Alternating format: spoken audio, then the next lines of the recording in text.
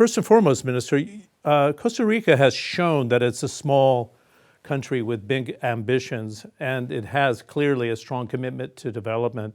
What is your personal takeaway, would you say, from here in Paris, chairing the ministerial meeting? Well, this was, John, a very exciting two-day journey. Costa Rica, indeed, is a small country, but we're known to punch above our weight. We are very much committed to a rules-based system, to multilateralism. That has been the way for especially small countries like ours to pursue our path to development. Over this two-day journey, members have achieved important outcomes and that have helped us reach important deliverables on AI, artificial intelligence, on supply chain resilience, which are fundamental and very critical, especially in the moment of history that we're living. Why would you say that Costa Rica, as a small country and the latest member of the OECD, can be the cohesive glue, if you will, even with the larger countries, to defend the global trading system internationally? Well, we might be a small country and the newest kid of the club, but we have the trust of the partnership.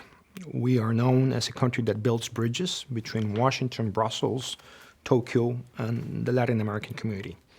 We believe that it is through actually collective action, through dialogue, that we can address the common challenges that we have. Not with isolation, not with imposition, but with dialogue. And especially for small countries like Costa Rica, the interaction in multilateral fora, like the OECD and the WTO, has been part of our path to development, part of our voice in the international level.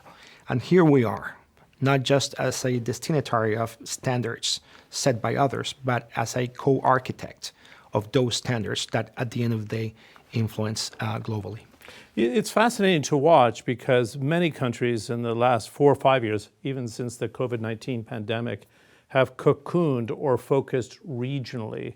What's the example you're trying to lead with Costa Rica, which is pursuing multiple free trade agreements?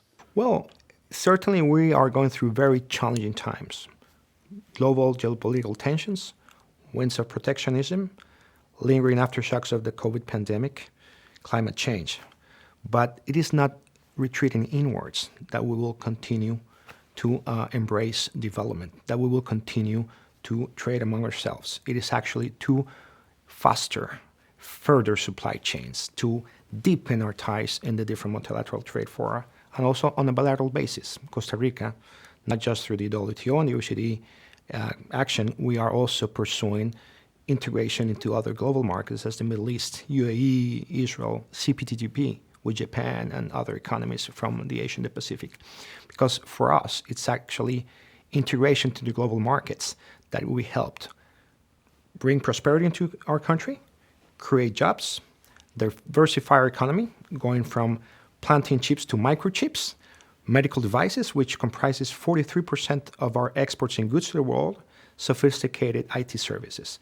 That is the Costa Rica of today. We have attracted a lot of FDI, which has spurred innovation to your country.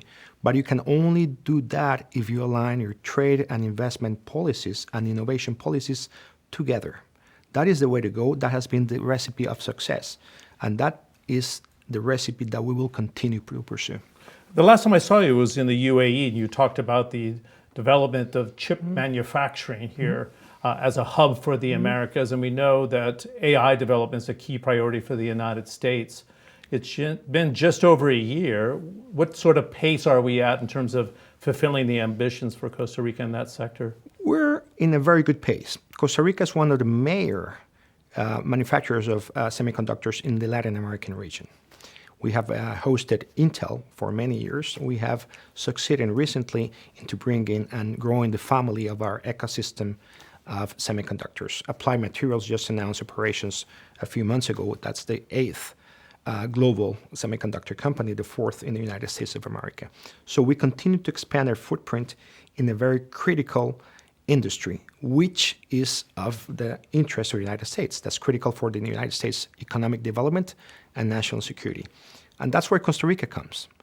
When the United States pursues a further integration into this same industry, they have to align also.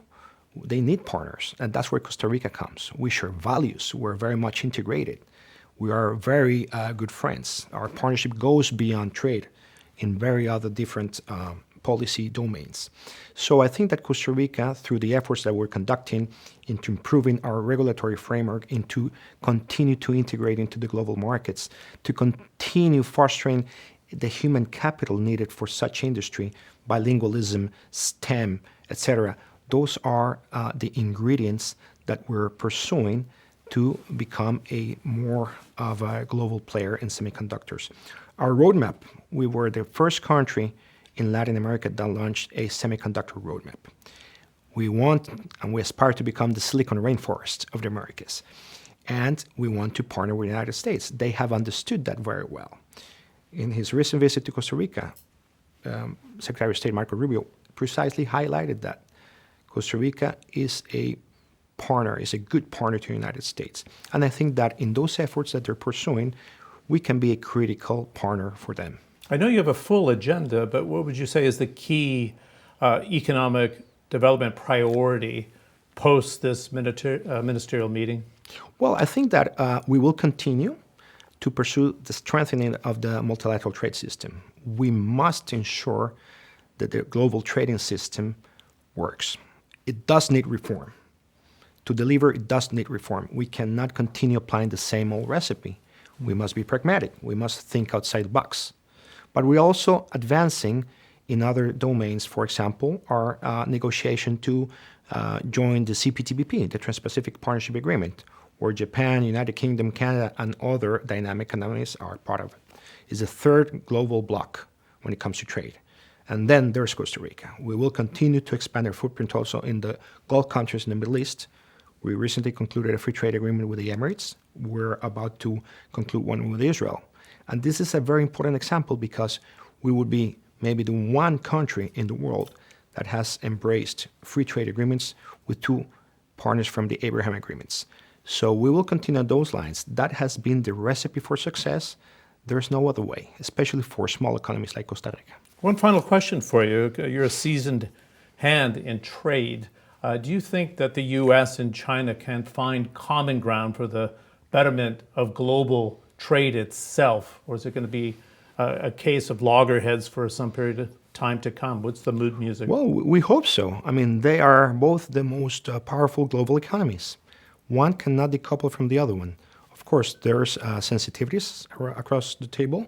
There are some issues that have to be seriously assessed and dealt and discussed. But of course, whatever happens between the U.S. and China relations, at the end of the day, affects us all. So certainly, I understand that Washington has stressed out and pointed out some of their own sensitivities about, a proper engagement in the international markets when it comes to intellectual property, when it comes to labor and environmental standards, when it comes to deal with overcapacity of production. So those are legitimate concerns that Washington has pointed out on the table. But I just hope, for the goodwill of our planet, that they can actually sit down and reach some sort of agreements.